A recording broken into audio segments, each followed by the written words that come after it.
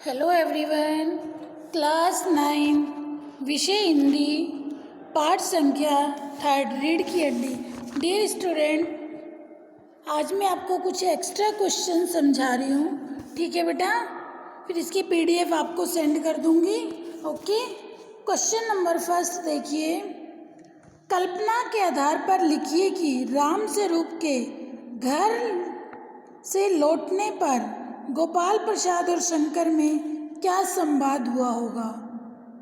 कल्पना के आधार पर लिखिए कि राम स्वरूप के घर से लौटने पर गोपाल प्रसाद और शंकर में क्या संवाद हुआ होगा। अर्थात जब ये गोपाल प्रसाद और शंकर जब उमा को देखने इनके घर जाते हैं और किस तरीके से वहाँ से ये वापस आ जाते हैं, उसके बाद पिता और पुत्र में क्या संवाद हुआ होगा।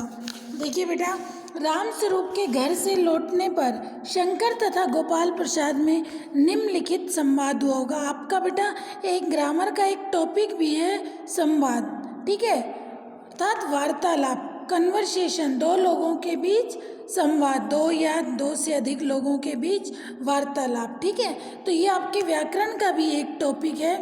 तो इसमें देखिए गोपाल प्रसाद बोल रहा होगा। देखिए इसमें सब बच्चे इसमें अपने अपने विचार भी लिख सकते हैं, ठीक है। ये जरूरी नहीं जो आंसर मैं समझा रही हूँ आपको सेम वही आंसर लिखना है।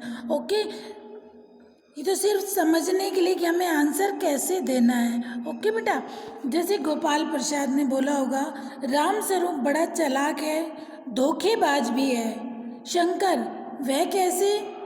अरे देखा नहीं, बीए पास लड़की को मैट्रिक बताकर तुम्हारे गले में बांधना चाहता था। शंकर, हाँ पिताजी, अच्छा हुआ, शादी हो जाती तो आप बड़ी परेशानी आ जाती। अब देखिए संवाद, पहले एक बोल रहा है फिर दूसरा उसका जवाब दे रहा है, ठीक है। गोपाल प्रसाद, मूर्ख, मैं ही क्यों, क्या तू नहीं फंसता, तेरी एक न चलती, उसकी सब बातें तुझे माननी पड़ती। शंकर, हाँ पिताजी। गोपाल प्रसाद, मैं तो पहले ही कहता था अधिक पढ़ी लिखी बहू घर में ठीक नहीं रहती। शंकर, आप ठीक कहते हैं, अब तो मैं गांव की किसी अनपढ़ लेकिन सुंदर लड़की से शादी कर लूँगा, उसे मारो पीटो कुछ भी करो, मुंह तो नहीं खोलेगी। गोपाल प्रसाद, मूर्ख, तू शादी करेगा कि मैं तेरी शादी कराऊंगा। शंकर, कराएंगे तो आप ही पिताजी। देखिए, तो घर जाने के बाद पिता पुत्र में इस तरह की वार्तालाप हुई होगी, ऐसा संवाद हुआ होगा, ठीक है बेटा। अभी एक क्वेश्चंस भी मैं आपको बाद में इसकी PDF question with answer send कर दूंगी। ओके बेटा, अब नेक्स्ट क्वेश्चन देखिए। रीढ़ की हड्डी एकांकी के पात्र शंकर का चरित्र चित्रण।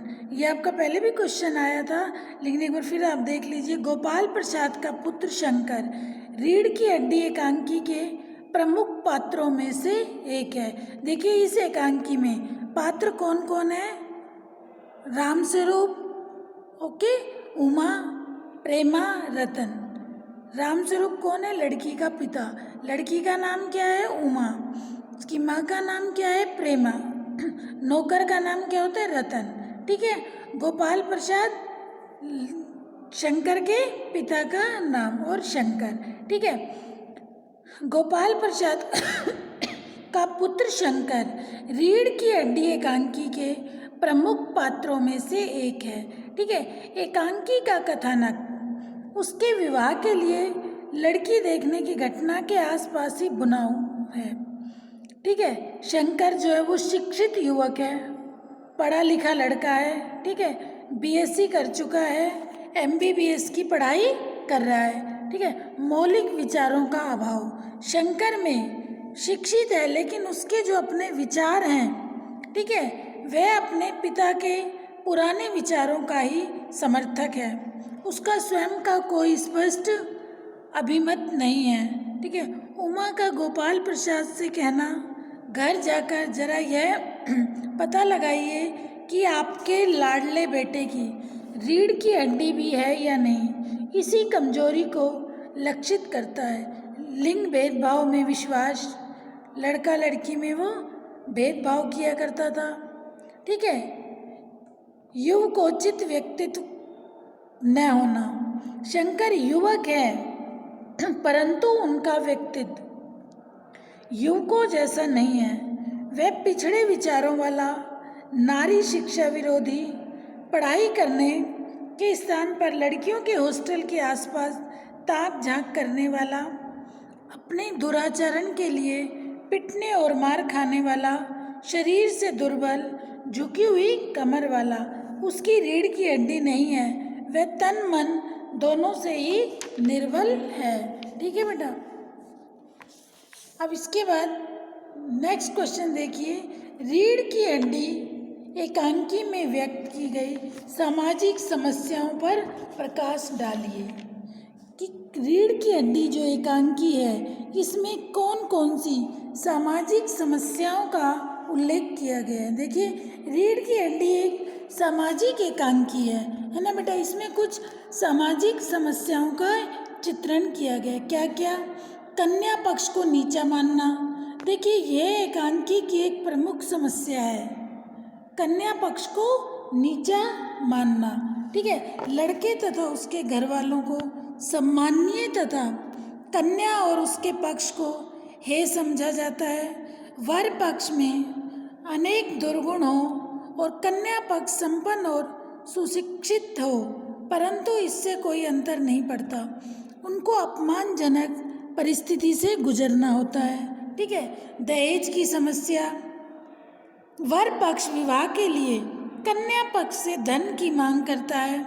वह सभी सामान चाहता है तथा अपनी खातिरदारी भी चाहता है। लड़की को व्यक्तित्वहीन मानना। ठीक है। लड़की को व्यक्तित्वहीन, लड़की का कोई व्यक्तित्व नहीं होता, उनका कोई अभिमत, पसंद नापसंद नहीं होता। माता पिता, ससुराल वाले तथा समाज के लोग जो कहें उसे बिना ना नुक्कर किए मानना ही कन्या की नियति होती है। एडजस्ट, निर्वाह करने के नाम पर लड़की को ही झुकना पड़ता है तथा दूसरों की बात माननी पड़ती है।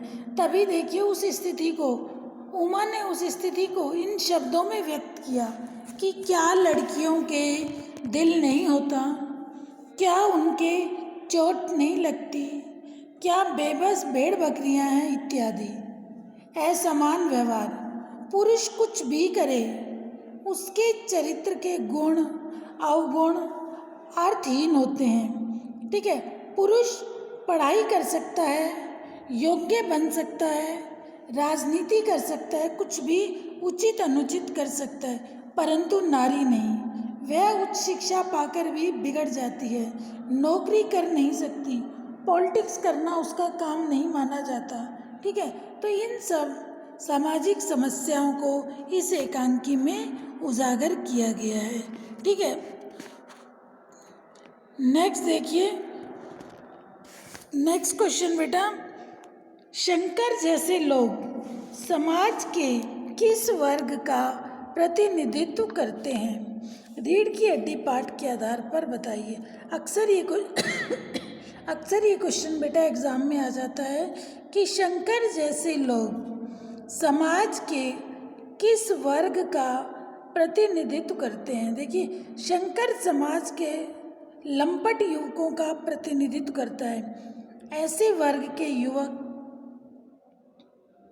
चरित्रहीन, आत्महीन तथा व्यक्तित्वहीन होते हैं। थोथे गर्व दंभ के बल पर स्वेच्छाचारी होते हैं। औरतों को दबाकर उन पर शासन करना ऐसे लोगों की नीच मनोवृत्ति होती है। ठीक है। क्लियर हो गया बेटा? कि बाद नेक्स्ट क्वेश्चन देखिए, उमा का स्वर आज की नारी का स्वर है, इस कथन के आलोक में अपने विचार लिखिए। उमा के स्वर में एक तरह की पीड़ा है, इस पीड़ा को आप किस तरह व्यक्त करेंगे? अक्सर बेटा ये क्वेश्चन आ जाता है आप लोगों का। ठीक है। इम्पोर्टेंट क्वेश्चन है, किसी भी तरीके से इस क्वेश्चन को पूछ लिया जा सकता है एग्जाम में। उमा का स्वर आज की नारी का स्वर है, इस कथन के आलोक में अपने विचार लिखिए। या उमा के स्वर में एक तरह की पीड़ा है। इस पीड़ा को अपना आप किस तरह व्यक्त करेंगे? देखिए बेटा, उमा उपेक्षित, अपमानित और आहत भारतीय कन्याओं का प्रतीक है। ठीक है, ये पुरुषों द्वारा लंबे समय से आहत, प्रताड़ित, अपमानित होती आ रही है। आज वह पढ़ लिख कर जागरूक होकर अपना स्वत्व मांगती है। न मिलने पर उसका स्वर आक्रामक हो जाता है। अतः निश्चिंत ही उमा का स्वर आज की जागरूक सुशिक्षित नारी का स्वर है, उसकी पीड़ा है। ठीक है, उसकी पीड़ा है कि किस तरीके से लड़कियों को अपमानित किया जाता है। ठीक है, वर पक्ष के सामने उन्हें नीचा माना जाता है। दहेज की समस्याओं से उन्हें जूझना पड़ता है। ठीक है, लड़की को व्यक्तित्वहीन माना जाता है। ठीक है, उनका अपमान किया जाता है।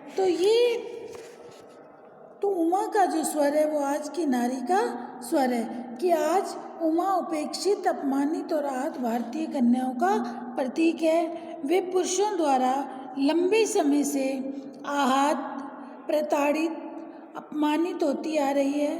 आज जब वह पढ़ लिख कर जागरूक होकर अपना स्वत्व, अपना अधिकार मांगती है, न मिलने पर उसका स्वर आक्रांत हो जाता है। अतः निश्चित ही उमा का स्वर आज जागरूक सुशिक्षित नारी का स्वर है और यही उसकी पीड़ा है। ठीक है बेटा, एक क्वेश्चन और देखिए लास्ट।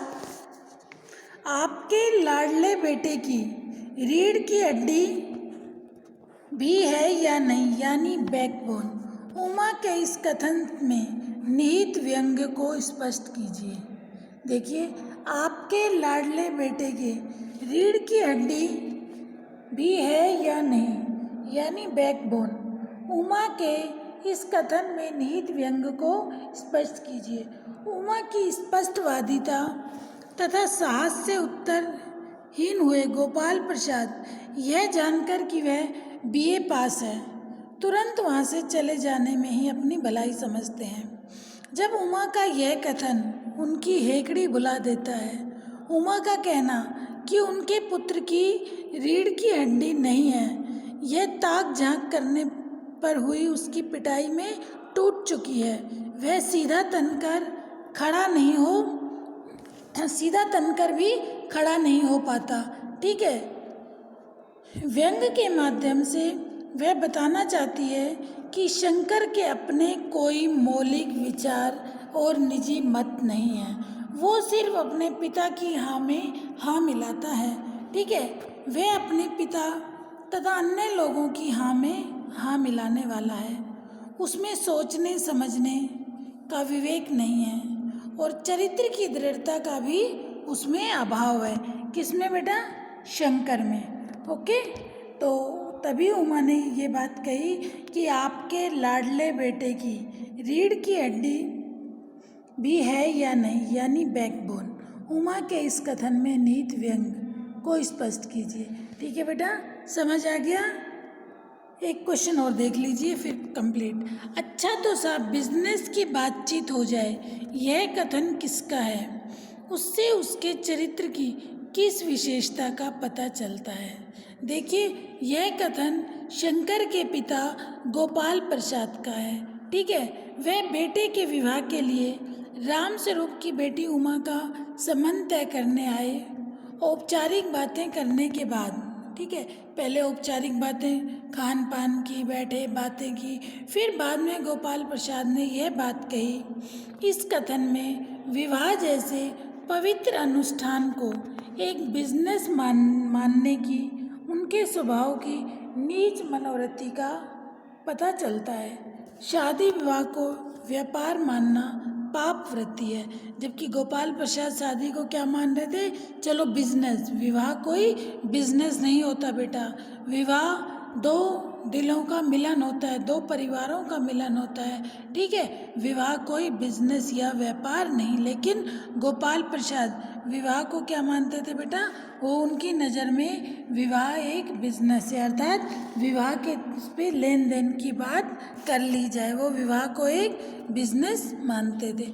ओके बेटा, आज ये कंप्लीट हो गया चैप्टर। नेक्स्ट क्लास में मैं आपको नेक्स्ट चैप्टर स्टार्ट करूँगी। लास्ट चैप्टर है वो आपकी कृतिका का माटी वाली। ओके, जितने क्वेश्चंस बेटा आपको करा दिए उन सभी क्वेश्चंस को आपको होमवर्क नोटबुक में करना है। मैं इसकी PDF सेंड कर दूंगी। नीट एंड क्लीन राइटिंग में आपको वर्क करना है। वर्क प्रॉपर कीजिए, रिटन एंड लर्निंग वर्क दोनों। Okay, thank you.